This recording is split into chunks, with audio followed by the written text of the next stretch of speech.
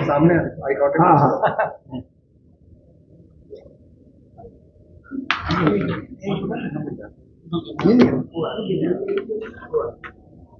भारत माता की, भारत माता की, भारत माता की, वंदे वंदे वंदे।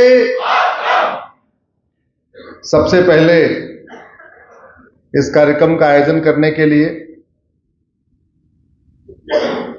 सभी इस संस्था के सभी सम्मानित सदस्यों को मैं प्रणाम करता हूं। आपको धन्यवाद देता हूं, आपने मुझे बुलाया, आप सब आए हुए हैं, आप सबको मैं प्रणाम करता हूं, क्योंकि आपने आयोजित तो कर लिया था। अगर आप नहीं आते तो फिर कार्यक्रम कैसे होता। मंच पर डॉक्टर शरद सरीन जी अभी चले गए, सर सामने चले गए, अरुण कुमार तिवारी जी, सुभाष चंद्र मुनका जी, धर्मचंद पोदार जी हमसे मिलते रहते हैं दिल्ली में, डॉक्टर प्रसन्नजीत तिवारी जी, अरुण कुमार मिश्रा जी, और सामने उपस्थित सभी बंधुओं, कुछ हमारे छोटे बच्चे हैं, भतीजे और भतीजियों।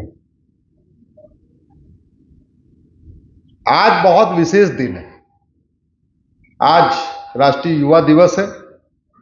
आज स्वामी जी की जयंती है, स्वामी विवेकानंद जी की।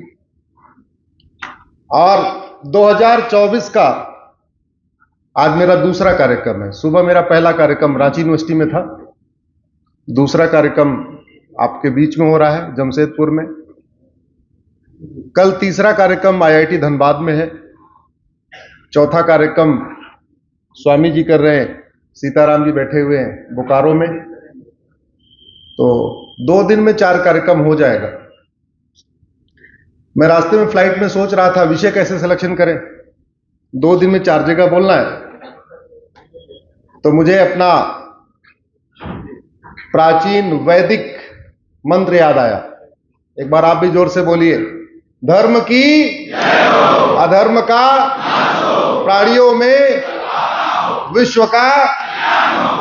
तो मैंने तय ये किया कि धर्म की जय हो रांची में बोलेंगे, अधर्म का नाश हो जमशेदपुर में बोलेंगे, प्राणियों में सद्भावना हो धनबाद में बोलेंगे, और विश्व का कल्याण हो बोकारो में बोल देंगे।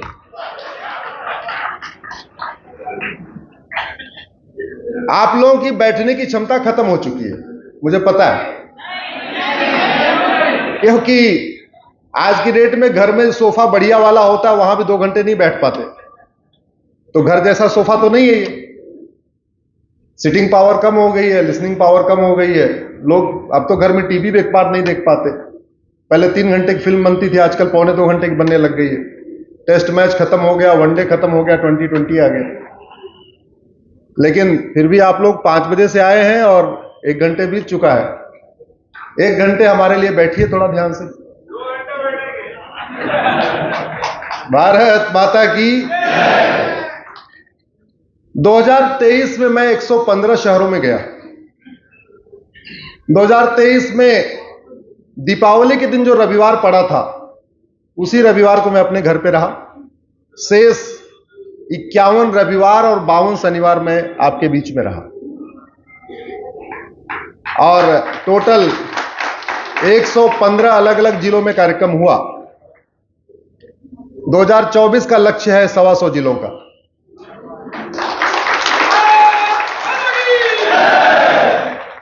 पहले मुझे लगता था इसकी कोई जरूरत नहीं है।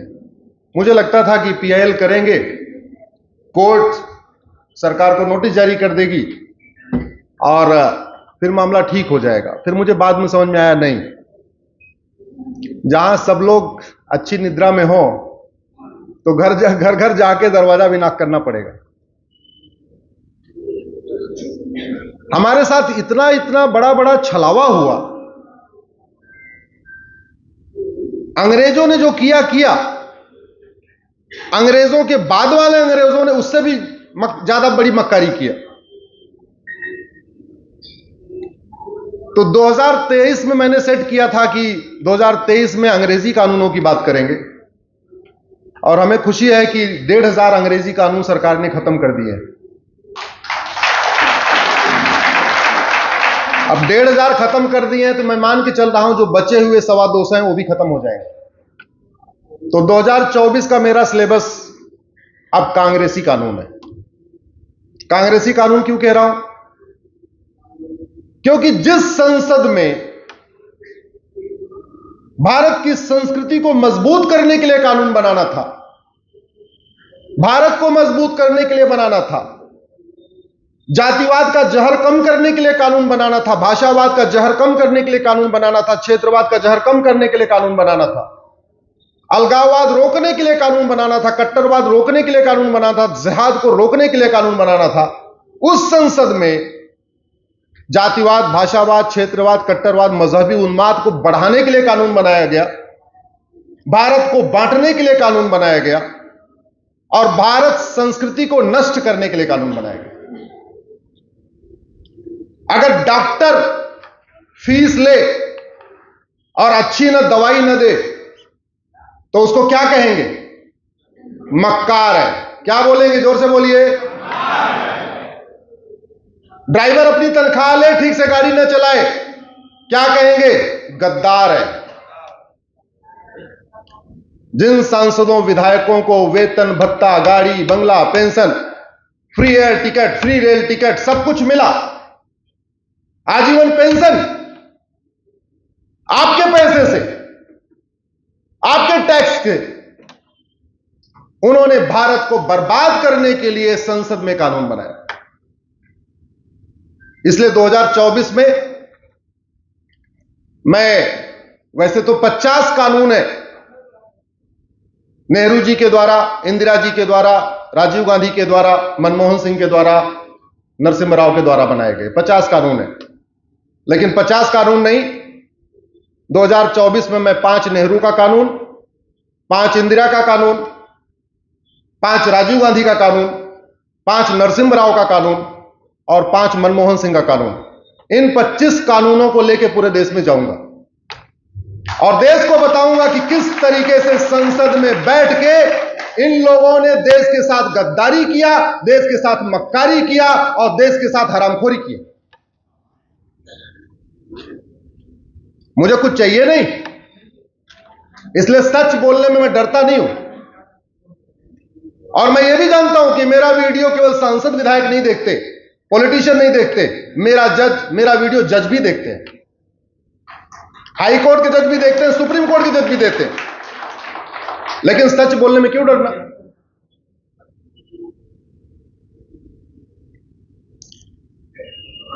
हम लोग सामान्यतया किसी कार्यक्रम के पहले वंदे मातरम गाते हैं। पूरा का पूरा फ्रीडम मूवमेंट वंदे मातरम से हुआ। वंदे मातरम, भारत माता की जय, ये अपने आप में वार क्राई हो गया। एक समय ऐसा आया, अंग्रेजों ने वंदे मातरम और भारत माता की जय कहना बैन कर दिया। राम प्रसाद बिस्मिल ने वंदे मातरम गजल लिखा। लाहौर में वंदे मातरम के नाम से अखबार छपता था। भारत का जो पहला झंडा डिजाइन हुआ वो भगवा कलर का था, उसमें बीच में वंदे मातरम लिखा हुआ था। वो झंडा डिजाइन किया था भीकाजी कामा ने। पूरा का पूरा फ्रीडम मूवमेंट वंदे मातरम से हुआ। लेकिन जब संविधान बन रहा था तो एक व्यक्ति के जिद के कारण वंदे मातरम भारत का राष्ट्रगान घोषित नहीं हो पाया।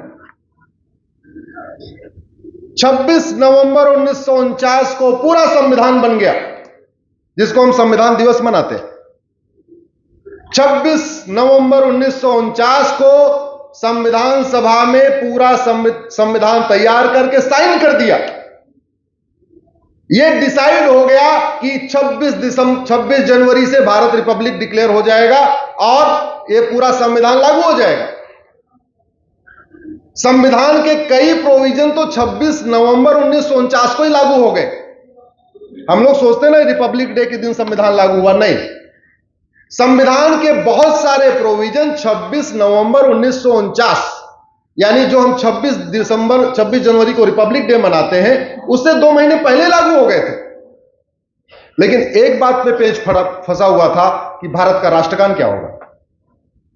मेजॉरिटी का यह कहना था कि चूंकि पूरा का पूरा फ्रीडम मूवमेंट वंदे मातरम से हुआ है और बंकिम चंद्र चटर्जी ने वंदे मातरम लिख भी दिया है और वंदे मातरम 24 घंटे में लिखा गया। और जानते हैं क्यों लिखा गया? क्योंकि अंग्रेजों ने एक यहां पे नेशनल एंथम डिक्लेयर कर दिया, गॉड सेव क्वीन। एक अंग्रेजी का नेशनल एंथम अंग्रेजों ने बनाया, गॉड सेव क्वीन। उस गॉड सेव क्वीन का विरोध करने के लिए बंकिम चंद्र चटर्जी ने 24 घंटे के अंदर वंदे मातरम लिख भी दिया। और जब लिख दिया तो हर कार्यक्रम के पहले वो गाया जाने लगा। और तो और कांग्रेस का जो राष्ट्रीय अधिवेशन होता था हर साल, उस राष्ट्रीय अधिवेशन की शुरुआत भी वंदे मातरम से होती थी। जो कांग्रेस का 5वां राष्ट्रीय अधिवेशन हुआ उसमें जनगण मन के लेखक गुरु रविन्द्रनाथ टैगोर ने खुद ही वंदे मातरम गाया था। लेकिन उसके बाद जनगण मन लिखा जाता है, साहब को जनगण मन इतना पसंद आ गया, वंदे मातरम से इतनी नफरत हो गई, वंदे मातरम में सांप्रदायिकता दिखने लगी, अपना वीटो लगाया, बोला नहीं, जनगण मन भारत का नेशनल एंथम होगा। संविधान बन चुका था, 26 जनवरी को लागू होना था। डॉक्टर राजेंद्र प्रसाद ने बीच का एक रास्ता निकाला। उन्होंने 24 जनवरी 1950 को एक सभा बैठक बुलाई, बोलिए वोटिंग नहीं कराएंगे। मेरा मानना वोटिंग करा देना चाहिए था। वोटिंग करा दिए होते तो क्लियर हो जाता कितने लोग वंदे मातरम के पक्ष में, कितने लोग जनगण मन के पक्ष में। लेकिन उन्होंने बीच का रास्ता निकाला विवाद को बचाने के लिए, और संविधान सभा में 24 जनवरी को प्रस्ताव पास हुआ कि जनगण मन और वंदे मातरम दोनों भारत के नेशनल एंथम हैं। तो टेक्निकली संविधान सभा के प्रस्ताव के अनुसार भारत के 2 नेशनल एंथम हैं। और ये भारत नहीं, दुनिया के कई देशों में, दुनिया के कुछ देशों में 3 नेशनल एंथम भी हैं। लेकिन 24 जनवरी 1950 प्रस्ताव के अनुसार एक व्यक्ति की जिद के कारण, भारत के प्रथम प्रधानमंत्री पंडित नेहरू की जिद के कारण वंदे मातरम भारत का राष्ट्रगान नहीं घोषित हो पाया। जनगण मन के साथ एक प्रस्ताव हुआ और धीरे धीरे उन्होंने उसको, जनगण मन को प्रमोट किया, वंदे मातरम को किनारे कर दिया। तो लोगों ने क्या सोचा कि जनगण मन तो राष्ट्रगान है और वंदे मातरम राष्ट्रगीत है, एक नेशनल सॉन्ग है, एक नेशनल एंथम है। लेकिन सच्चाई यह है, कागजों के अनुसार ऑन रिकॉर्ड भारत में कोई नेशनल सॉन्ग नहीं है, भारत में 2 नेशनल एंथम है। फिर मैंने OPIL फाइल किया कि भारत में जो सम्मान जनगण मन को मिलता है वो सारा का सारा सम्मान वंदे मातरम को भी मिलना चाहिए। आज की डेट में जनगण मन का एक प्रोटोकॉल है, कितने सेकंड में गाया जाएगा तय है, खड़े होकर गाया जाएगा तय है, कोई अपमान करेगा 3 साल की सजा होगी, कानून में लिखा हुआ है। वंदे मातरम के लिए कोई प्रोटोकॉल नहीं है, जनगण मन के लिए सब प्रोटोकॉल है।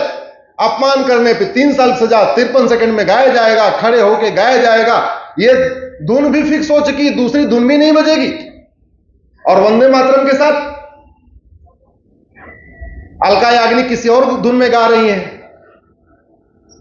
आलिसा चिनाई किसी और धुन में गा रही हैं, अनु मलिक किसी और धुन में गा रहे हैं। कोई 2 मिनट में गा रहा है, कोई 3 मिनट में गा रहा है, कोई 5 मिनट में गा रहा है। ना आज तक प्रोटोकॉल बना, ना कंपलसरी हुआ, स्कूलों में कंपलसरी हुआ। इसके लिए फिर मैंने PIL फाइल किया, सरकार को नोटिस गई है, सरकार ने कमेटी बना दिया है। कानून को रिव्यू किया जा रहा है। आशा करता हूं जल्द ही कानून बन जाएगा। हमने ये मांग किया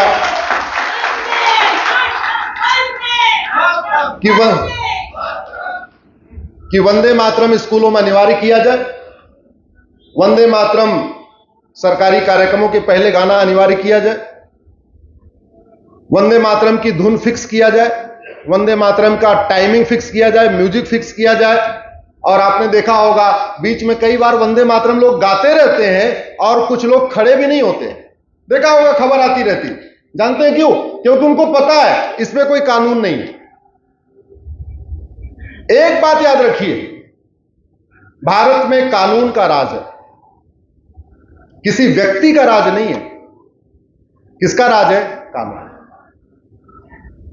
यहां व्यक्ति पावरफुल नहीं है, कानून पावरफुल है। हम कहते हैं हमारी राष्ट्रपति के पास बहुत पावर है। राष्ट्रपति किसी को एक थप्पड़ मार सकती है क्या? जोर से बोलिए जरा। लेकिन जल्लाद फांसी दे सकता कि नहीं? दे सकता। तो पावरफुल क्या हुआ, कानून या राष्ट्रपति?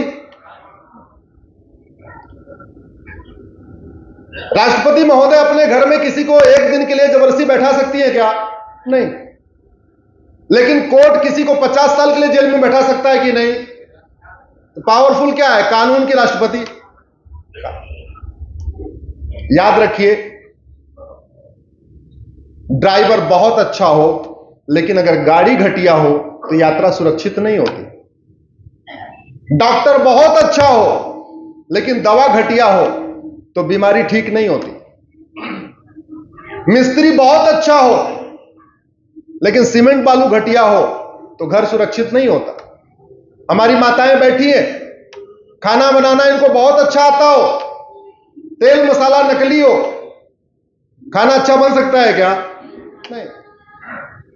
वैसे शासक कितना ही अच्छा हो, जब तक कानून अच्छा नहीं होता तब तक न घूसखोरी खत्म होती है, न जमाखोरी खत्म होती है, न मिलावटखोरी खत्म होती है, न कालाबाजारी खत्म होती है, न नशा तस्करी खत्म होती है, न मानव तस्करी खत्म होती है, न घुसपैठ खत्म होता है, न धर्मांतरण खत्म होता है, जनसंख्या विस्फोट उठता है, न अलगाववाद खत्म होता है, न कट्टरवाद खत्म होता है, न मजहबी उन्माद खत्म होता है, न धर्मांतरण खत्म होता है।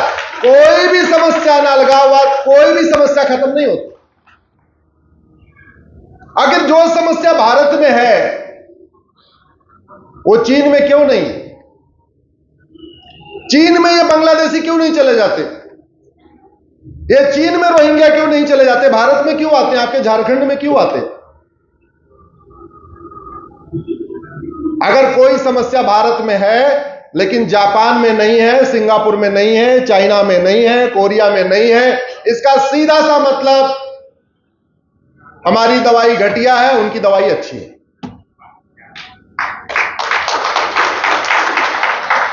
और सठे साठ्यम समाचरेत, यह हमारा सिद्धांत है। ये किसी और ग्रंथ, सठे साठ्यम समाचरेत, ये बाइबल का सिद्धांत नहीं है, कुरान का सिद्धांत नहीं है, ये महाभारत का सिद्धांत है। विदुर जी ने बोला है, सठे साठ्यम समाचरेत, भय बिन होय न प्रीत, ये हमारा सिद्धांत है, रामचरितमानस में लिखा हुआ है। जिन देशों ने सठे साठ्यम समाचरित सिद्धांत को अपनाया, भय बिन होय न प्रीत सिद्धांत को अपनाया, लोहा लोहे को काटता है इस सिद्धांत को अपनाया और कठोर कानून बनाया, अच्छी दंड व्यवस्था बनाई, जस्टिस विद इन ईयर लागू किया, मुकदमों का फैसला फटाफट करना शुरू किया, वहां शांति है, समृद्धि है, खुशहाली है। और जिन्होंने झूठा मानवाधिकार दिखाया वहां बदहाली है और सारी अव्यवस्था है। 50 साल में सिंगापुर डेवलप हो गया, क्यों? एजुकेशन सिस्टम को बढ़िया बनाया, दंड व्यवस्था अच्छी बनाई, जुडिशियल सिस्टम को अच्छा बनाया।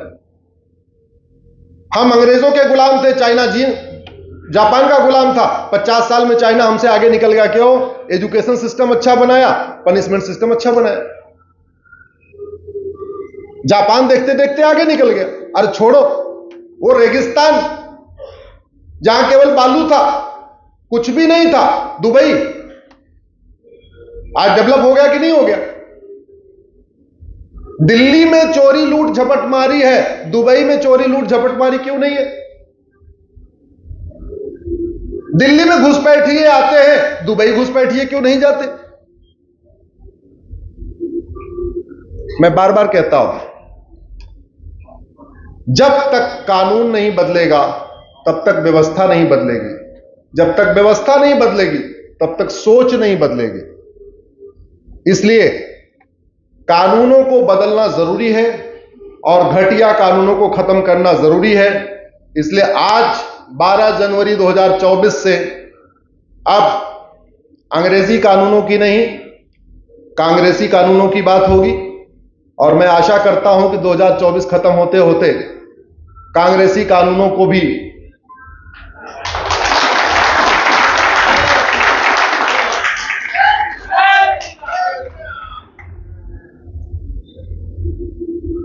आपने अगर टीवी में देखा होगा तो इस समय सुप्रीम कोर्ट में एक मुकदमा चल रहा है कि अलीगढ़ यूनिवर्सिटी माइनॉरिटी इंस्टीट्यूशन है कि नहीं। देखा होगा टीवी में आप लोगों ने। अभी 3 दिन उनकी तरफ से दलील पूरी हो गई, अगले हफ्ते हम लोगों की दलील शुरू होगी। मैंने पीआईएल फाइल किया। मैंने कहा भारत के संविधान में माइनॉरिटी डिफाइन नहीं है, भारत के किसी कानून में माइनॉरिटी डिफाइन नहीं है। यह माइनॉरिटी होता क्या है, माइनॉरिटी की डिफिनीशन क्या है? जब कहीं माइनॉरिटी डिफाइन ही नहीं है तो फिर माइनॉरिटी कमीशन कैसे चल रहा है? जब कहीं माइनॉरिटी डिफाइन नहीं है तो माइनॉरिटी इंस्टीट्यूशन कैसे चल रहा है? जब कहीं माइनॉरिटी डिफाइन ही नहीं है तो माइनॉरिटी यूनिवर्सिटी कैसे चल रही है? भाई एससी एसटी के लिए कोई स्कीम आती है तो पहले एससी एसटी डिफाइन किया गया ना। ओबीसी के लिए कोई स्कीम आई तो ओबीसी को डिफाइन किया गया। कुछ दिन पहले ईडब्ल्यूएस का रिजर्वेशन आया तो ईडब्ल्यूएस को डिफाइन किया गया कि भाई जिसकी आय इतनी होगी, ये होगी, माता पिता ये होंगे, जो भी है, कुछ तो क्राइटेरिया बना। माइनॉरिटी का कोई क्राइटेरिया ही नहीं है, न भारत के संविधान में माइनॉरिटी डिफाइन, न भारत के किसी कानून में माइनॉरिटी डिफाइन। और आप सबका टैक्स का दिया हुआ करोड़ों रुपए माइनॉरिटी के नाम पे जा रहा है। और सबसे आश्चर्य की बात, आप लोग भी शांत होकर बैठे हुए। 500 रुपए जेब से निकल जाए तो टेंशन हो जाता, 500 रुपए कट गया, 500 रुपए कट गया। हर साल लाख रुपए टैक्स दे रहे और पूछ भी नहीं रहे मेरा पैसा जा कहां रहा है, सही काम में जा रहा है कि गलत काम में जा रहा है।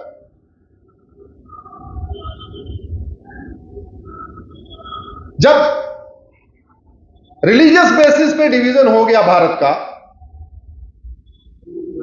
उसके बाद जब तय हो गया एक देश हिंदुओं का है, एक देश मुस्लिम्स का है, यही तय हुआ था ना। बंटवारे का कोई और कारण था क्या?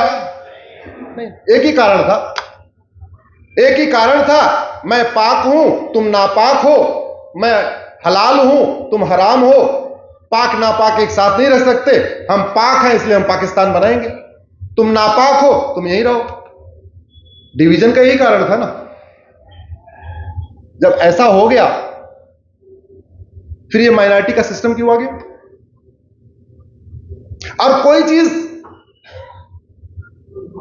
अगर दी जाती है विशेष तो उसका एक पर्पज होता है। मान लो 3 बेटे हैं, एक बेटा अपाहिज है, पोलियो से ग्रस्त है, बहुत कमजोर है, और पिताजी ने बोला एक काम करना, ये जो पोलियो से ग्रस्त है इसको 1 गिलास दूध दे देना। इसका मतलब ये थोड़ी बोला कि बाकी दोनों बेटों को दूध ही मत देना, ऐसा तो नहीं है ना। बोले भाई ठीक है, परेशान है, थोड़ा कमजोर है, इसको दूध दे दो। इसका मतलब ये नहीं कि बड़ों वालों को दूध का हिस्सा काट काट किसी को पिलाते रहो।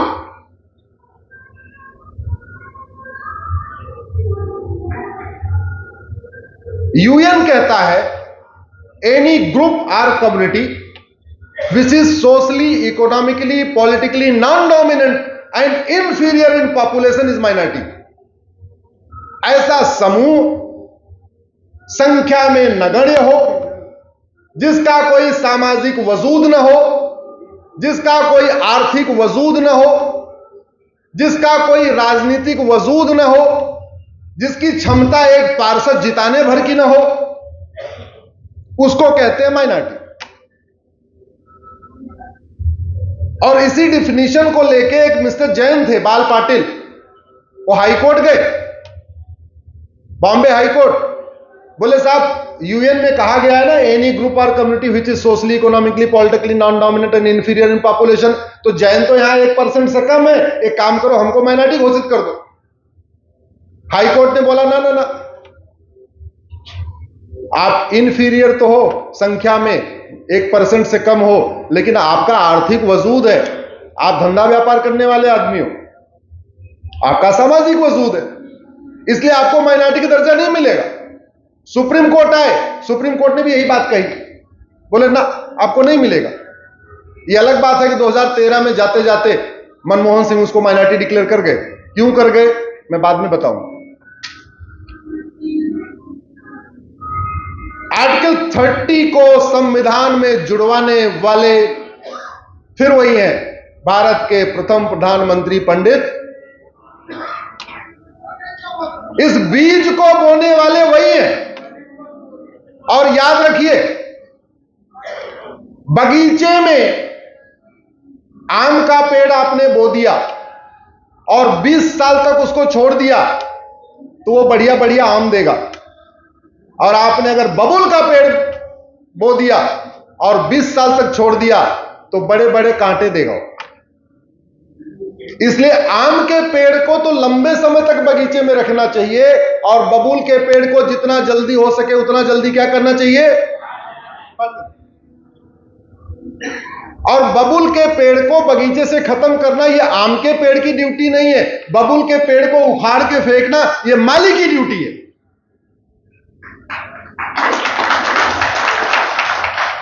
जिस माली को वेतन भत्ता गाड़ी बंगला मिलता है, उस बगीचे की देखभाल करने के लिए, उस बगीचे में खरपतवार की सफाई करने के लिए यह उसकी ड्यूटी है। अगर बगीचे में कोई बबूल आ जाए उसको उखाड़ के फेंक दे। हमने ऐसे नहीं किया। हमने जो बबूल का पेड़ बोया गया, यह माइनॉरिटी मेजॉरिटी वाला कॉन्सेप्ट, उसको आज तक जिंदा रखा। और बोया किसने? प्रथम प्रधानमंत्री चाचा ने।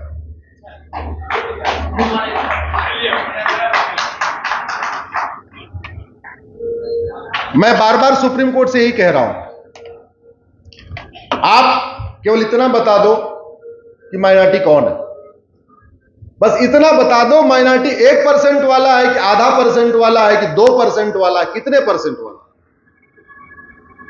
1 लाख माइनॉरिटी कहलाएगा कि 2 लाख माइनॉरिटी कहलाएगा कि 1 करोड़ कहलाएगा कि 10 करोड़ कहलाएगा।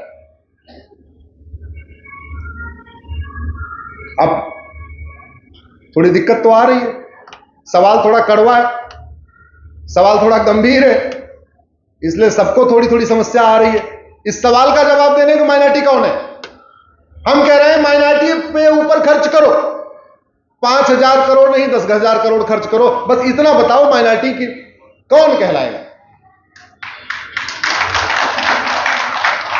सुप्रीम कोर्ट 2002 में कह चुका है कि राष्ट्रीय स्तर पर कोई माइनॉरिटी हो ही नहीं सकता। ध्यान से, 2005 में सुप्रीम कोर्ट के एक दूसरी बेंच ने, 3 जजों की बेंच ने कहा जितने जल्दी हो सके माइनॉरिटी मेजॉरिटी खत्म कर दो। 2007 में इलाहाबाद हाई कोर्ट ने कहा यूपी में कोई माइनॉरिटी नहीं है, यूपी में मुस्लिम्स का माइनॉरिटी का दर्जा खत्म कर दिया। और वैसे भी भारत में पाकिस्तान से ज्यादा कम्युनिटी जो रहती है वो माइनॉरिटी बनी हुई। पाकिस्तान से ज्यादा मुस्लिम भारत में रहते हैं, अफगानिस्तान से ज्यादा मुस्लिम भारत में रहते हैं, बांग्लादेश से ज्यादा मुस्लिम भारत में रहते हैं, तो वो माइनॉरिटी कैसे हो सकते हैं? यहां 1% के फैसले से वोट जीत और हार होती है। जीते हुए सांसद और हारे हुए सांसद के बीच में जो वोट का फैसला होता है 1% का होता है। तो 10% वाला माइनॉरिटी कैसे हो गया?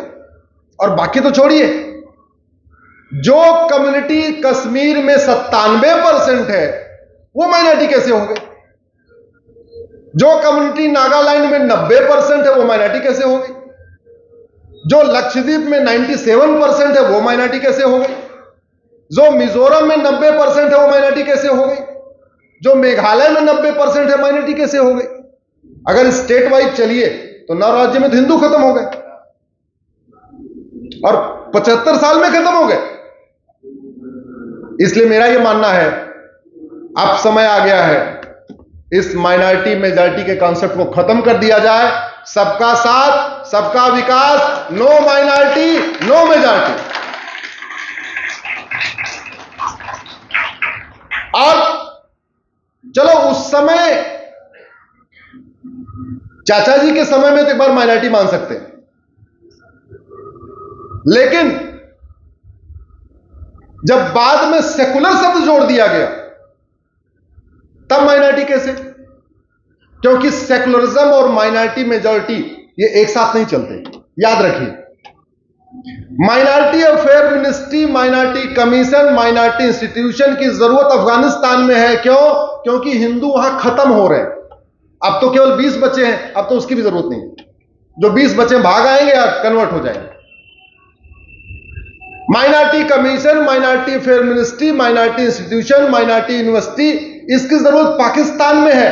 क्योंकि जो हिंदू वहां 25% थे, अब केवल 1.5% बचे हैं। उनको प्रोटेक्ट करने के लिए माइनॉरिटी की जरूरत है, कमीशन की जरूरत है, मिनिस्ट्री की जरूरत है। Minority commission, minority affair ministry की जरूरत बांग्लादेश में है, क्योंकि वो सेकुलर देश नहीं है, सबको इक्वल राइट नहीं है और जनसंख्या लगातार घट रही है।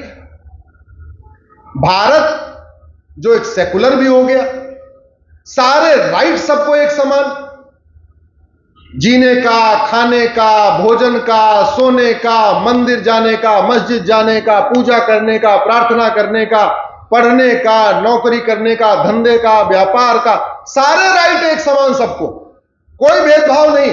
फिर ये माइनॉरिटी मेजॉरिटी क्यों चल रहा है? ये खत्म होना चाहिए कि नहीं?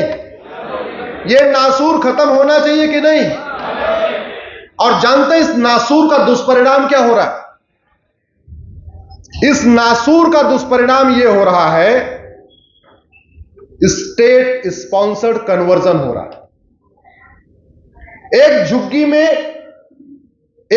में हिंदू रहता है, बगल वाली झुग्गी में मुस्लिम रहता है, बगल वाली झुग्गी में ईसाई रहता है। झुग्गी में रहने वालों की सबकी इकोनॉमिक स्टेटस तो एक ही है। अब हो क्या रहा है? जो झुग्गी में मुस्लिम है उसको 1000 रुपए वजीफा मिल रहा है, उसी बगल वाली झुग्गी में जो क्रिश्चियन है उसको भी 1000 रुपए वजीफा मिल रहा है, और जो तीसरी झुग्गी में हिंदू बैठा हुआ है वो उसको 1 रुपए नहीं मिल रहा है। आप जरा सोचिए, आपके टैक्स के पैसे की बंदरबाट कैसे हो रही है? तो अब वो गरीब क्या करे? कहते नहीं मरता क्या ना करता।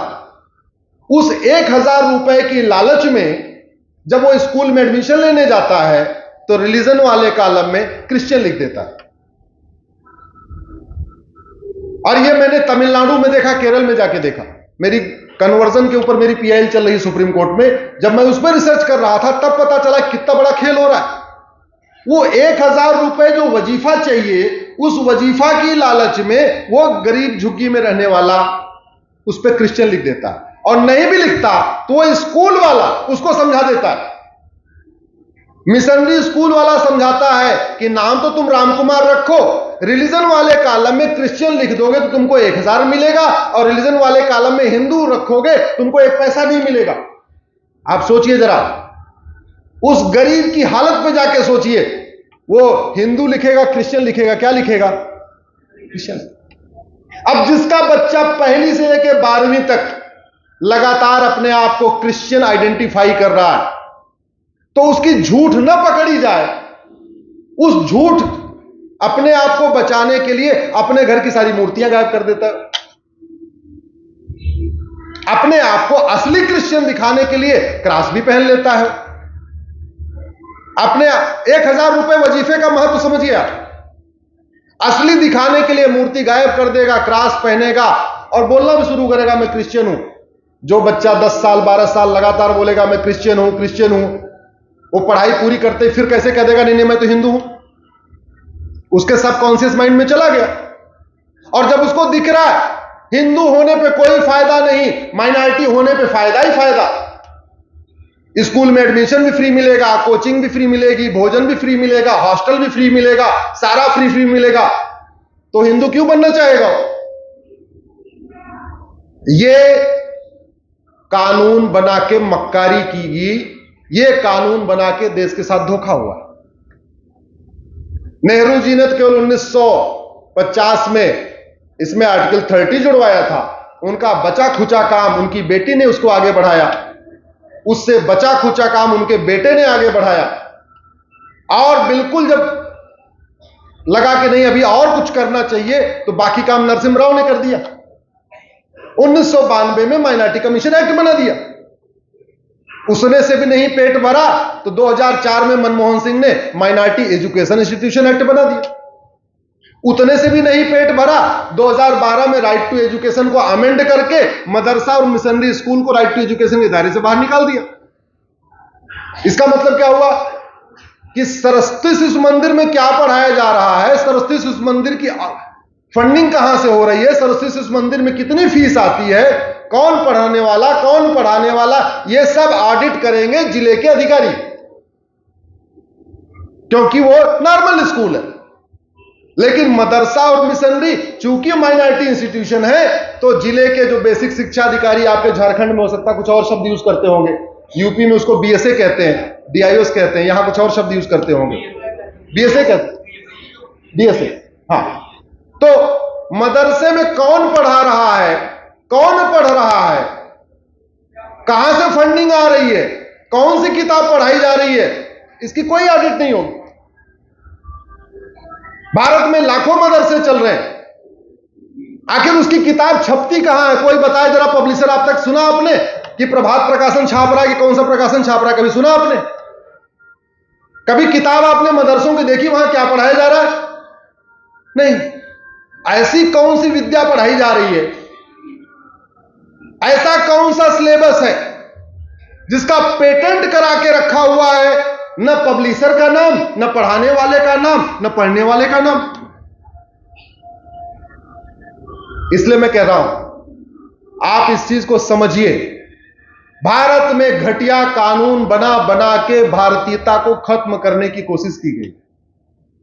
भारत में घटिया कानून बना बना के हिंदुओं को बांटने की कोशिश की गई है। 1992 से पहले बहुत सारे ऐसे लोग हैं जो 1992 जिनको याद आ रहा होगा, 1992 से पहले आपने हिंदू और बौद्ध का झगड़ा कहीं देखा? हिंदू और जैन का झगड़ा देखा? नहीं। सारा झगड़ा हिंदू और सिख का झगड़ा 84 के बाद बढ़ा,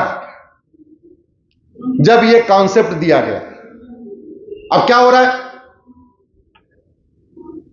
लोग 1000 रुपए के लिए पहले तो क्या करते थे, क्रिश्चियन बनते थे तब 1000 मिलता था, या मुस्लिम बने तब 1000।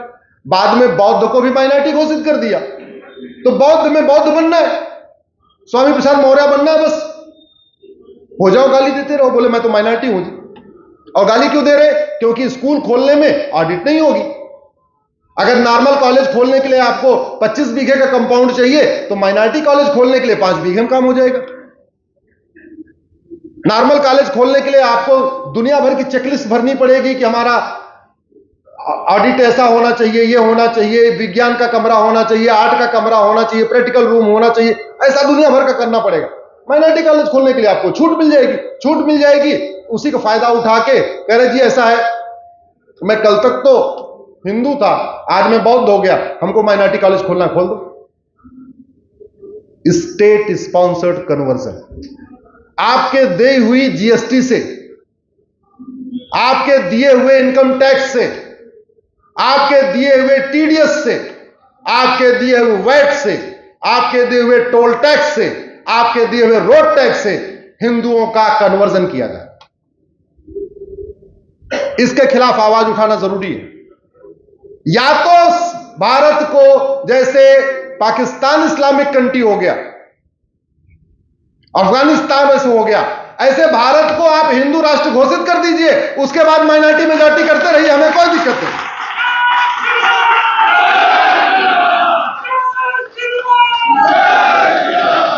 भारत को आप हिंदू राष्ट्र घोषित कर दीजिए, उसके बाद आप माइनॉरिटी अफेयर मिनिस्ट्री बनाइए, माइनॉरिटी कमीशन बनाइए, और जो गैर हिंदू है उसको थोड़ा लाभ दे दीजिए। लेकिन यह नहीं चलेगा कि सेकुलरिज्म भी चलेगा और माइनॉरिटी मेजॉरिटी भी चलेगी। यह बात मैं बड़ी जिम्मेदारी के साथ कह रहा हूं।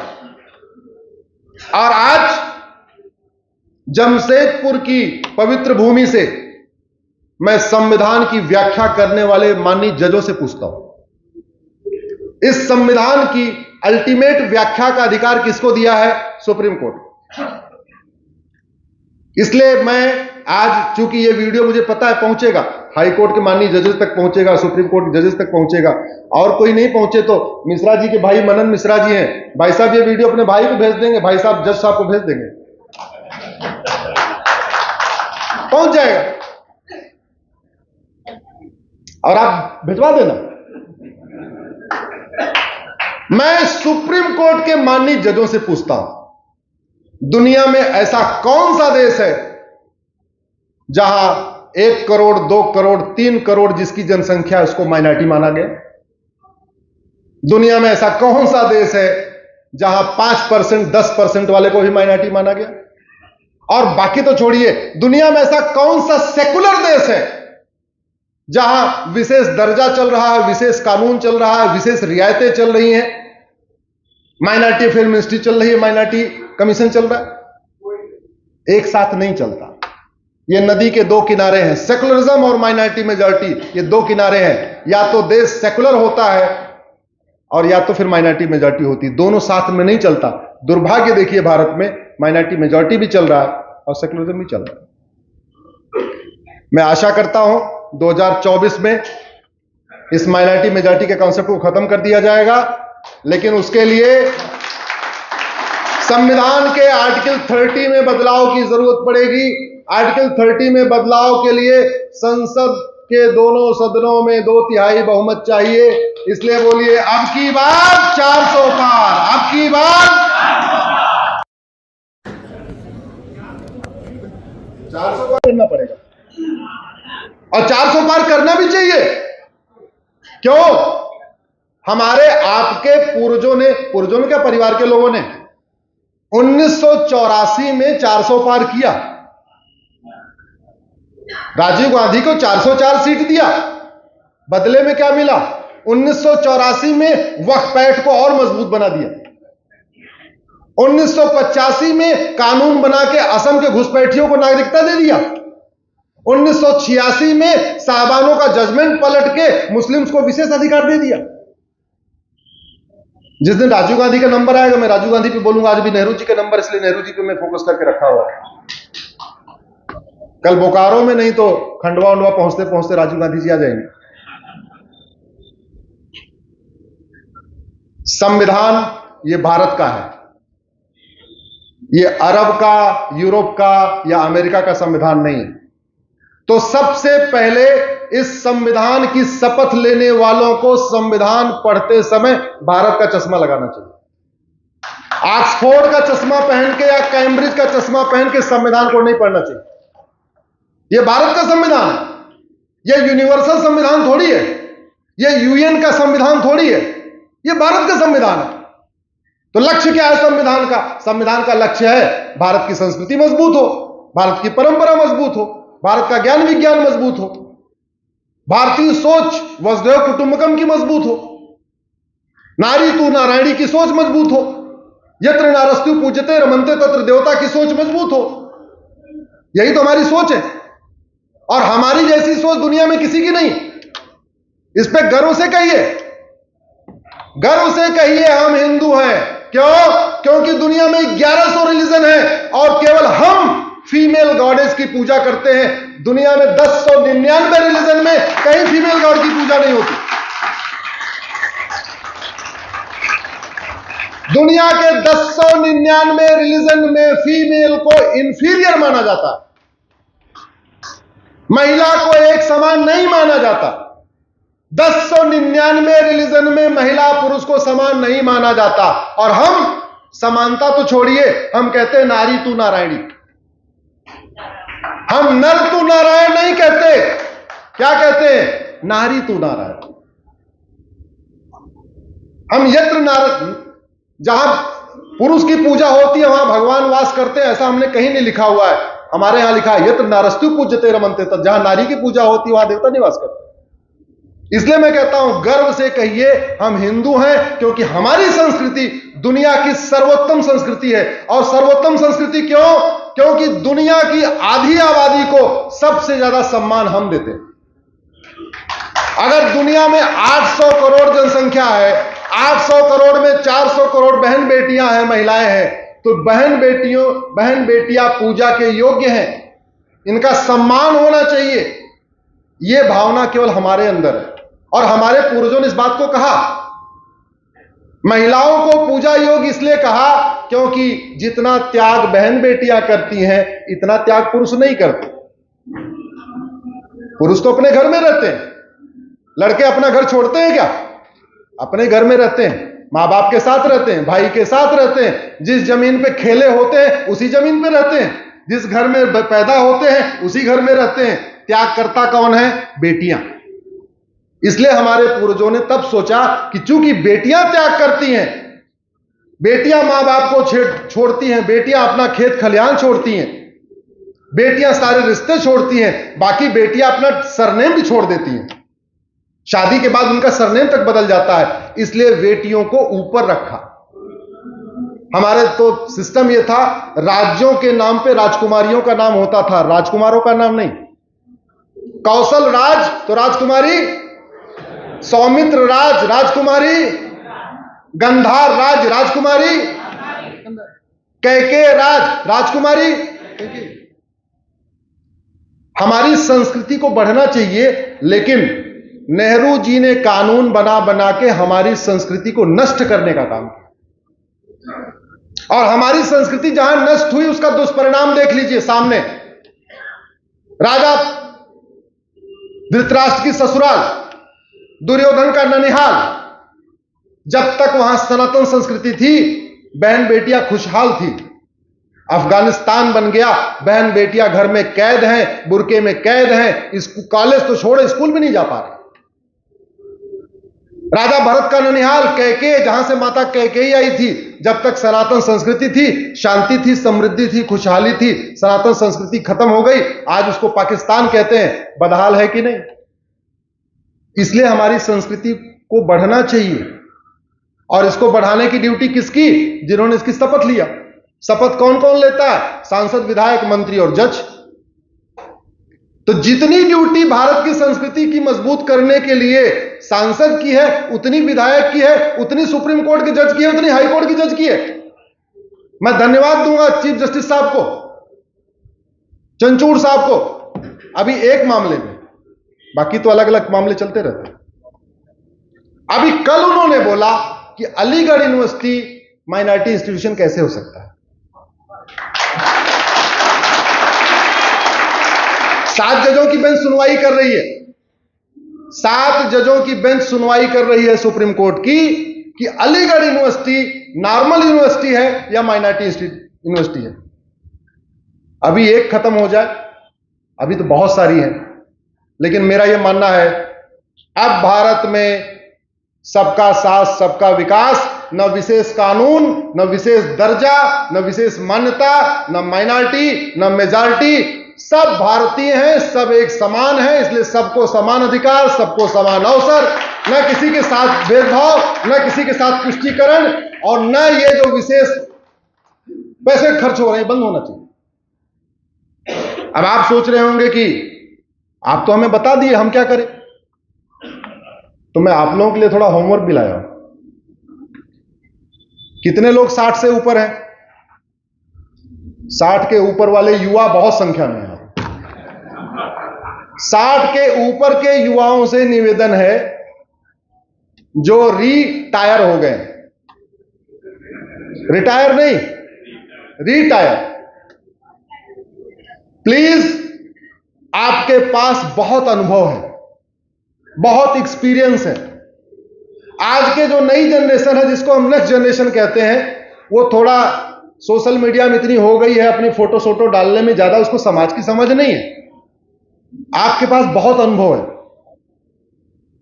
उस अनुभव का उपयोग करिए। अब आपके अनुभव का उपयोग मैं दिल्ली में बैठे बैठे कैसे करूंगा? तो प्लीज फेसबुक पे अपना खाता खोलिए। फेसबुक पे आप 5,000 लोगों को जोड़ सकते हैं। जैसे प्रोफेसर सरीन साहब हैं, जमशेदपुर में रहते हैं, मैनेजमेंट गुरु हैं। मिश्रा जी हैं, जमशेदपुर में रहते हैं। पोद्दार जी हैं, आप हैं, सब लोग हैं, जमशेदपुर में रहते हैं। आपके अच्छे अच्छे विचारों को मैं दिल्ली में बैठे बैठे कैसे समझ पाऊंगा? एक ही तरीका है, फेसबुक पे 5,000 फ्रेंड बनाइए, समस्या लिखिए, मूल कारण लिखिए, अस्थाई समाधान लिखिए। अगर आपका आइडिया अच्छा होगा तो घूमते टहलते मेरे पास भी आ जाएगा, और मेरे पास आ जाएगा तो मैं पीआईएल फाइल कर दूंगा। नहीं पीआईएल फाइल करूंगा, किसी सांसद से हाथ पैर जोड़ के कहूंगा इसको संसद में इसको उठाओ, इसको राज्यसभा में उठाओ, इसको लोकसभा में उठाओ। क्या पता जब तक आपका सवाल आए तब तक कुछ और रास्ता बन जाए। लेकिन लिखना शुरू करिए। इसलिए मैं सभी 60 के ऊपर के युवाओं से विशेष हाथ जोड़ के आग्रह कर रहा हूं, आप 1 घंटे का समय सोशल मीडिया पे देना शुरू करिए। केवल वीडियो फॉरवर्ड नहीं करना, वो तो करना ही करना, लिखना शुरू करिए। आपके मन में जो आइडिया आ रहा है, जो विचार आ रहा है, आपके क्षेत्र की जो समस्या है, उस समस्या का मूल कारण क्या है, अस्थाई समाधान क्या है। याद रखिए, कई बार आपको समस्या जो दिखती है ना, उसका समाधान कहीं और होता है। कई बार सरदर्द होता है, लेकिन वो एक्चुअल में सरदर्द यहां से नहीं होता, वो पेट में कब्ज के कारण होता है। कई बार आपके घुटने में दर्द होता है, लेकिन वो घुटने में एक्चुअल में नहीं, गैस कहीं और होती है। ऐसा होता कि नहीं होता? होता है। तो आप समस्याओं के मूल कारण और अस्थाई समाधान को लिखना शुरू करिए। जो चीजें अभी बदल जाएंगी, मुझे नहीं लगता अब दोबारा ऐसा समय आने वाला है। आपको दोबारा ऐसा प्रधानमंत्री नहीं मिलेगा जो 9 दिन का नवरात्रा केवल जल पी के रहता है और फल खा के रहता है।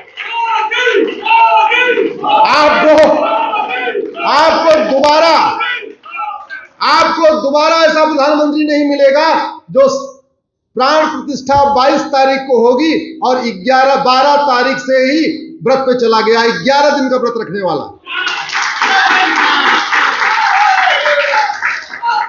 आपको ऐसा प्रधानमंत्री नहीं मिलेगा जो गंगा जी में भी नहाएगा, काशी विश्वनाथ भी बनवाएगा, महाकाल भी बनवाएगा, अयोध्या भी बनवाएगा, आने वाले बनवाएगा, भद्रकाली भी बनवाएगा, अटाला भी बनवाएगा, और भी बहुत सारी जगह बनवाने की। तो मेरा आपसे निवेदन है, समस्या मूल कारण अस्थाई समाधान। और जो एक इंजीनियर होने के नाते जो मेरा बहुत पर्सनल मेरा बिलीफ है, ऐसी कोई बीमारी नहीं जिसकी कोई दवाई नहीं, ऐसी कोई समस्या नहीं जिसका कोई समाधान। हर बीमारी की दवाई है और हर समस्या का समाधान। बस समाधान सोचना पड़ता है, थोड़ा एकांत चित्त होना पड़ता है। जापान में बड़ी अच्छी टेक्निक, मैं मारुति में था तो जापान के लोगों के साथ काम करता था। जापान में बड़ा अच्छा कॉन्सेप्ट है सर, आप तो मैनेजमेंट गुरु हैं, आपको आइडिया होगा। वो हर समस्या में 5 बार व्हाई लगाते हैं। उसको व्हाई एनालिसिस कहते हैं, 5W एनालिसिस कहते हैं उसको। मतलब कैसे? सड़क टूट गई, व्हाई। जैसे हमारे यहां क्या हुआ, सड़क टूट गई, आपने सांसद जी को बताया, सांसद जी ने पीडब्ल्यूडी वाले को फोन किया, उसने आके पैचिंग करके चला गया, अगली बारिश में फिर सड़क टूट गई। जापान में ऐसा नहीं है। कुछ भी गड़बड़ होगा तो एक पन्ने की शीट है, उस पर रूट काज एनालिसिस शीट है, उसको भरना पड़ेगा। सड़क टूटी, व्हाई, आपने लिखा मटेरियल खराब, अगला फिर व्हाई, ठेकेदार ने गलत मटेरियल लगा दिया, व्हाई, कमीशन खा गए, व्हाई, खा गए तो खा गए, अब अगला तो सजा क्यों नहीं मिली, व्हाई। न्यायिक सिस्टम कमजोर है, बदला क्यों नहीं, सवाल नहीं उठाया, फिर व्हाई। जब तक समस्या का अंतिम उत्तर नहीं मिल जाता तब तक वो वाई वाई वाई वाई लगाते हैं। आपको जितनी ऑटोमोबाइल की गाड़ियां मिलेंगी जापान की, वो मेंटेनेंस फ्री होती है। केवल आप उसमें तेल भरवाते रहो, सर्विस कराते रहो, बीच में कभी इंजन फेल नहीं होता। क्योंकि एक बार जो प्रॉब्लम आ गई ना, उसमें 5 बार हवाई लगा के उसका फाइनल उसका जो करेक्शन कर देते हैं, जब दोबारा प्रॉब्लम नहीं आती। भारत में है, भारत में 80%, मैं पिछले 20 साल से वाई एनालिसिस करता हूं समस्याओं की, एक मेरी डायरी है उसमें मैं लिखता हूं, 80% समस्याओं का समाधान कानून है। डॉक्टर बदलने से दवा बीमारी ठीक नहीं होती है। बीमारी कैसे ठीक होती है? यह हमारे एक गलत नैरेटिव है कि डॉक्टर अच्छा होता है, डॉक्टर बुरा होता है। डॉक्टर आपके शरीर में नहीं जाता, आपके शरीर में क्या जाती है? दवाई। इसलिए जितना अच्छा जरूरी है डॉक्टर का अच्छा होना, उतना ही जरूरी है दवा का अच्छा होना। लेकिन हमारे देश में कभी इस पर ध्यान नहीं दिया। जैसे भारत के विदेश मंत्री दुनिया भर के विदेश मंत्रियों से मिलेंगे और विदेश के मामलों में चर्चा करेंगे। होती है नहीं होती है? आप सुनते होंगे 2+2 मीटिंग हो रही, विदेश मंत्री आपस में मिल रहे। रक्षा मंत्री दुनिया के रक्षा मंत्री से मिलेंगे और उस पर आपस में चर्चा करेंगे। लेकिन 2 डिपार्टमेंट जो मैं जिसको सबसे इंपॉर्टेंट मानता हूं, उनको आज तक कभी मैंने दूसरे देश के मंत्री से चर्चा करते नहीं देखा। एक शिक्षा मंत्री को, एक कानून मंत्री। भाई हमारे शिक्षा मंत्री को जापान के शिक्षा मंत्री से मिलकर बात करना चाहिए। ये बताओ, तुम्हारे यहां घूसखोरी नहीं है, तुम्हारे यहां जमाखोरी नहीं है, तुम्हारे यहां मिलावटखोरी नहीं है, तुम्हारे यहां कालाबाजारी नहीं है, तुम्हारे यहां नशा तस्करी नहीं है, तुम्हारे यहां मानव तस्करी नहीं है, तुम्हारे यहां मक्कारी नहीं है, तुम्हारे यहां गद्दारी नहीं है, तुम्हारे यहां पत्थरबाजी नहीं है। ऐसा तुमने सिलेबस में क्या डाल रखा है? सारे देशभक्त पैदा हो रहे। पूछना चाहिए नहीं पूछना चाहिए?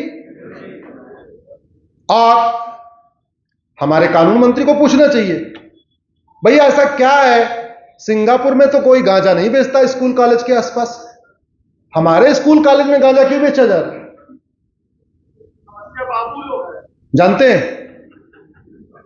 समस्या अनपढ़, अनाड़ी, गंवार नेता है। और उससे भी ज्यादा समस्या हम आप हैं। हमने अपने पर्सनल काम में हमेशा क्वालिटी देखा।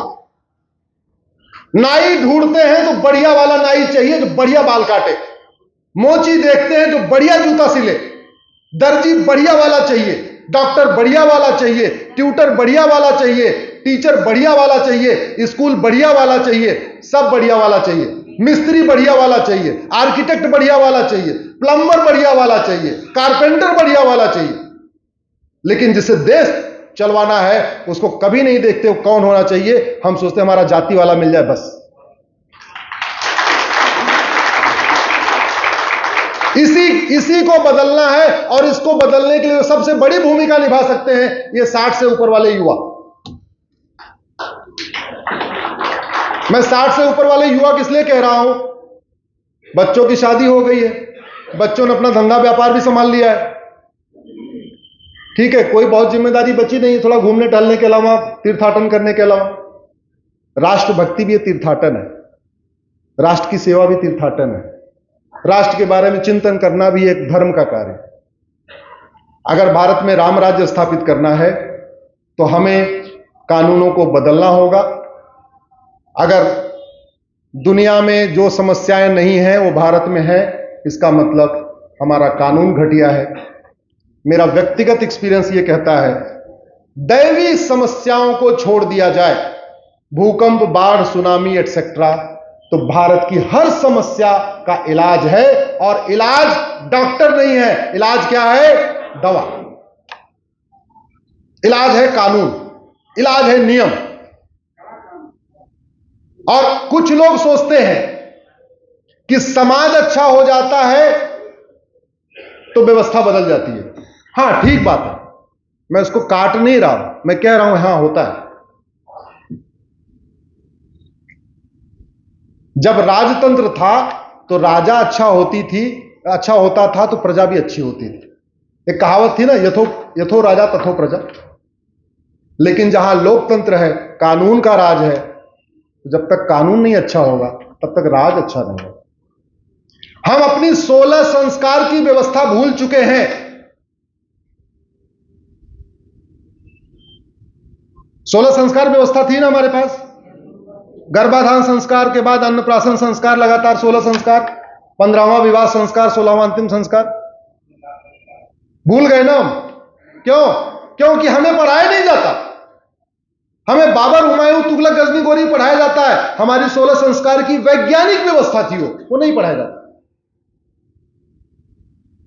भारत में इस समय 3 करोड़ बच्चे हर साल पैदा हो रहे हैं। 3 करोड़ में से 1 करोड़ बच्चे अवांछित पैदा हो रहे हैं। अवांछित का मतलब उन 8वें, 9वें, 10वें, 11वें, 12वें, 13वें, 14वें, 15वें, 16वें हैं। उनके मकान की व्यवस्था, उनके दुकान की व्यवस्था, उनके वजीफे की व्यवस्था कौन कर रहा है? जो हम दो, हमारे दो कर रहे हैं। मतलब 2 अपना पालना है, 8 पड़ोस वाले का पालना है। इस व्यवस्था को बदलना पड़ेगा। जनसंख्या नियंत्रण कानून बनाना पड़ेगा। आखिर चीन में धर्मांतरण क्यों नहीं होता? आपने कभी सुना चीन में किसी ने धर्मांतरण कराया हो? तो भारत में क्यों होता है? क्या चीन के राष्ट्रपति हमारे प्रधानमंत्री से ज्यादा ईमानदार हैं, ज्यादा मेहनती हैं, ज्यादा राष्ट्रभक्त हैं? नहीं। डिफरेंस क्या है? कानून। सिंगापुर के स्कूल, कॉलेज में, मेडिकल कॉलेज में गांजा की पुड़िया क्यों नहीं बिकती? चरस क्यों नहीं पहुंचता? हमारी संस्कृति को बहुत बड़ा खतरा नशे से। Engineering college, medical college, law college, जहां भी आप देख लीजिए, नशा तस्करों ने पूरा नेटवर्क फैला दिया।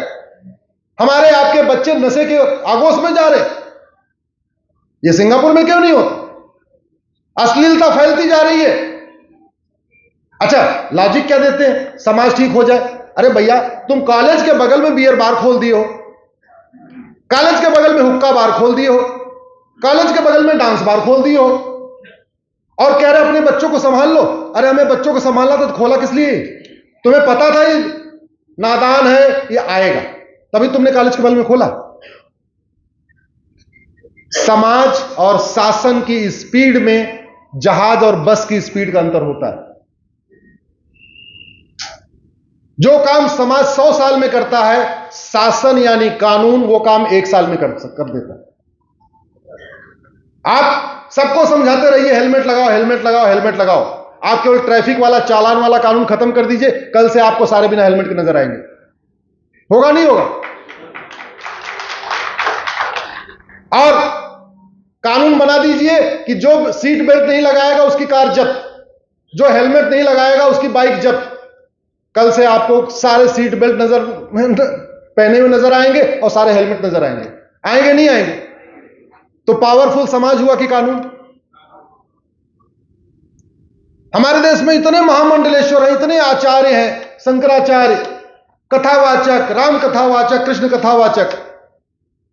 झूठी शिकायतें हो रही हैं, झूठी गवाही हो रही है, झूठे मुकदमे हो रहे हैं। सिंगापुर में क्यों नहीं होता? क्यों? क्योंकि हमारे यहां झूठ बोलना पाप तो है, झूठ बोलना अपराध नहीं। सिंगापुर में झूठ बोलना पाप होगा चाहे ना होगा, लेकिन झूठ बोलने पे 20 साल की सजा मिलेगी। इसलिए न झूठी शिकायत, न झूठा मुकदमा, न झूठी गवाही। राहुल गांधी झूठे बोलने जा रहे हैं। तो मैंने इसलिए एक पीआईएल फाइल किया, नार्को पॉलीग्राफ ब्रेन मैपिंग कानून बनाइए। और वो इसलिए मैंने किया, मैं वृंदावन गया था, वहां कई संत बैठे हुए थे। मैं किसी कार्यक्रम में गया, बोले अश्विनी जी आज हम लोग आपसे कुछ दक्षिणा मांग रहे हैं। हमने कहा मांगिए गुरुदेव। उन्होंने अपनी समस्या बताई। बोले हम देश के लिए इतना बोलते रहते हैं, लेकिन हमको डर लगता है। हमका क्यों डर लगता है? बोले हम 20 साल, 30 साल, 40 साल में जो इज्जत कमाए हैं, एक झूठी शिकायत हो जाए हमारे खिलाफ कि हमसे छेड़छाड़ किया, एक मुकदमा हो जाए, हमारी तो सारी कथा खत्म। कल से हम जमानत पीछे पीछे घूमते रहे, पूरी हमारी 25-50 साल का सारा त्याग सब बर्बाद। तो प्लीज कम से कम इतना करा दीजिए कि जहां ऐसे मामले हो वहां नार्को पॉलीग्राफ ब्रेन मैपिंग जरूरी हो। और मैं आपको गारंटी के साथ कहता हूं, जो एफआईआर लिखा जाता है ना, उस एफआईआर में नीचे केवल एक लाइन जोड़ दिया जाए कि ऊपर की शिकायत में मैंने जितनी बातें कही हैं ये सब सच हैं, और इसके लिए जरूरत पड़ने पे मैं अपना नार्को टेस्ट, पॉलीग्राफ टेस्ट और ब्रेन मैपिंग कराने के लिए तैयार हूं। एक लाइन, मैं गारंटी के साथ कहता हूं, झूठी शिकायतें बंद हो जाएंगी, झूठी गवाही बंद हो जाएगी। केवल झूठ बोलने को गंभीर अपराध घोषित कर दिया जाए ना, नार्को पॉलीग्राफ ब्रेन मैपिंग कानून बना दिया जाए, हर जिले में नार्को टेस्ट की एक लैब बना दिया जाए। कोई बहुत नहीं है, 1 करोड़ रुपए खर्चा आएगा, 750 जिले यानी 750 करोड़ रुपए खर्च होगा। हर जिले में एक लैब बना दीजिए और झूठ बोलने गंभीर अपराध करा दीजिए, बहुत सारे लोगों की समस्याएं ठीक हो जाएंगी। झूठे बोलने वाले 50% से तो मैं, आप लोगों ने इतनी देर सुना, अपनी समय सीमा लाग के सुना, आपका 2 घंटे का कोटा पूरा हो चुका है, मुझे पता है। और इसके अलावा जाति प्रथा का कोड जो है सब समाजपाल है ना। जाति प्रथा पर जब तक वोट चलेगा कुछ नहीं होगा, समाज सड़ गया। अच्छा ठीक है बाबूजी, बैठिए बैठिए बैठिए, मैं आपको इलाज बताता हूं जाति प्रथा का भी।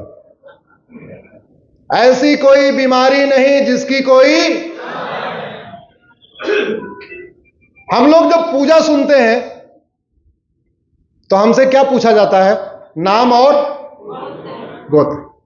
जाति पूछी जाती है क्या? जो हमारा सबसे पवित्र कार्य है वहां हमसे क्या पूछा जाता है? नाम और गोत्र। यहां कितने लोगों को अपना गोत्र पता है? अरे वाह, सबको पता है। चलो मैं ट्रायल कर लेता हूं। मेरा गोत्र भारद्वाज है। अरे नहीं, सब लोग मत बताइए। ऐसा कौन है जिसका गोत्र भारद्वाज है लेकिन ब्राह्मण नहीं है? एक मिनट देखिए, पीछे देखिए, जरा हाथ देख लीजिए। ये देखिए, इतने लोग भारद्वाज बैठे हैं जो ब्राह्मण नहीं है। मैं आपको कुछ बताना चाहता हूं। कश्मीर के लोगों की और केरल के लोगों की भाषा तो अलग अलग है लेकिन गोत्र कॉमन है। बंगाल के लोगों का और बिहार के लोगों का और गुजरात के लोगों का खान पान तो अलग है, भाषा तो अलग है, क्षेत्र तो अलग है, लेकिन गोत्र कॉमन है। ब्राह्मण का, क्षत्रिय का, वैश्य का, दलित का जाति तो अलग है लेकिन गोत्र कॉमन है। हिंदू का, बौद्ध का, जैन का, सिख का पूजा पद्धति तो अलग है लेकिन गोत्र कॉमन। अभी हम 10,000 जातियों और उपजातियों में बटे हुए हैं।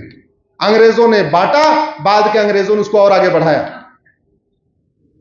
आज से हम अपने बच्चों का गोत्र लगाना शुरू कर दें। हमारे घर में जो बच्चे पैदा हो रहे हैं उनका हम लगाना शुरू करें। व्यास, भारद्वाज, कश्यप, सांडिल, पराशर, जो भी है, जो अभी हम 10,000 जातियों उपजातियों में बटे हुए हैं, हम 100 गोत्रों में इकट्ठा हो जाएंगे। ऐसी कोई बीमारी नहीं जिसकी कोई। अब आप सोच रहे होंगे कुछ लोगों को नहीं पता, जिसको गोत्र नहीं पता उसका भी हमारे वेद में विधान है। उसमें लिखा हुआ है जिसको गोत्र नहीं पता उसका नेचुरल कश्यप गोत्र है। आप लगाना शुरू करिए। काहे जाति लेके बैठे हुए? आपको अपनी जाति से लगाव है, आप अपनी जाति नहीं छोड़ना चाहते। जाति, मैं तो साफ विशेष रूप से अपने दलित भाइयों से कहता हूं, आदिवासी भाइयों से कहता हूं, आप अपनी जाति छोड़ दो। आप भारद्वाज लगाओ, सांडिल्य लगाओ, पराशर लगाओ, कश्यप लगाओ, कपिल लगाओ, व्यास लगाओ, सारे गोत्र लगाओ। अभी 20 साल के बाद आपको पूरा भारत एक मिलेगा। क्षेत्रवाद खत्म, भाषावाद खत्म, जातिवाद खत्म, अगड़ा पिछड़ावाद खत्म। क्यों? क्योंकि जो गोत्र यादव का वही गोत्र पटेल का, वही गोत्र पांडे का, वही गोत्र सिंह का, वही शर्मा जी का, वही श्रीवास्तव का, वही गुप्ता का, वही बनिया गर्ग का। हम लोग सोचते हैं कि गर्ग एक जाति है। गर्ग जाति नहीं, गर्ग ऋषि थे। और गर्ग केवल बनिया नहीं होते, गर्ग ब्राह्मण भी होते हैं, गर्ग क्षत्रिय भी होते हैं। सारे गोत्र कॉमन होते हैं। इधर कोई अपना ओबीसी समाज का है क्या जिसका गोत्र भारद्वाज है? हाथ उठाइए जरा। ये देखिए खड़े हुए भारद्वाज देख लीजिए भाई। कश्यप वाले कितने हैं? ये देख लीजिए सारे कश्यप।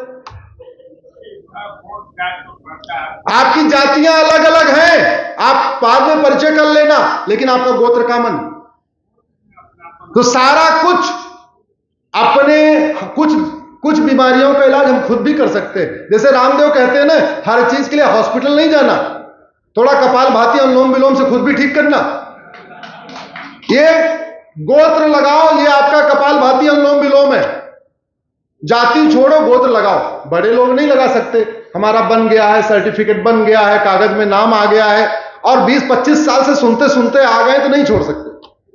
वो कान में बिना, जब तक शर्मा जी नहीं जाएगा, यादव जी नहीं जाएगा, तसल्ली नहीं होगी। कोई बात नहीं, पैसा हो चाहे ना हो, जाति हमारी सुनाई पड़नी चाहिए। गोत्र बच्चों को शुरू कर दो। पता चला स्कूल में यादव का बेटा भी भारद्वाज, छत्री का गोत्र बेटा भी भारद्वाज, पंडित जी का भी गोत्र भारद्वाज, जैन साहब का गोत्र भी भारद्वाज। बहुत बड़ा परिवर्तन आएगा। इसी के साथ मैं अपनी बात खत्म करता हूं। भारत माता की, भारत माता की। अंतिम अपील, फेसबुक पे अपने फ्रेंड बढ़ाइए, फेसबुक पे दोस्त बनाइए। अच्छा सुनिए, एक बात तो रही गई, 2 मिनट और रुकिए, 2 मिनट। अब मैं आपसे एक मिनट, जरा ये वो हटा दीजिए और ऑडियंस की आवाज लीजिए। मैं आगे कुछ बोलूंगा, आप पीछे से दोनों हाथ उठा के बोलिएगा, अब की बार 400 पार। और क्यों कह रहा हूं, आपका वीडियो 5 करोड़ लोगों तक पहुंचेगा। कम से कम 5 करोड़ लोगों को पता चले कि जमशेदपुर के लोग कितने ओजस्वी हैं, कितने तेजस्वी हैं। गुलामी का नाम मिटाने के लिए, गुलामी का निशान मिटाने के लिए, गुलामी की परंपरा खत्म करने के लिए, गुलामी की कुरीतियां खत्म करने के लिए, घुसपैठियों को भगाने के लिए, धर्मांतरण रोकने के लिए, मिशनरियों को भगाने के लिए, राम मंदिर बनाने के लिए, मथुरा मंदिर बनाने के लिए, समान नागरिक संहिता लागू करने के लिए, जनसंख्या नियंत्रण कानून बनाने के लिए, एक भारत श्रेष्ठ भारत बनाने के लिए, जातिवाद खत्म करने के लिए, भाषावाद खत्म करने के लिए, क्षेत्रवाद खत्म करने के लिए, एक भारत श्रेष्ठ भारत बनाने के लिए, भारत को विश्व गुरु बनाने के लिए। बोलिए जय जय सिया राम, जय सिया राम, राधे श्याम, राधे श्याम। राधे श्याम इसलिए बोल दिया, राम मंदिर के बाद अगला मथुरा में।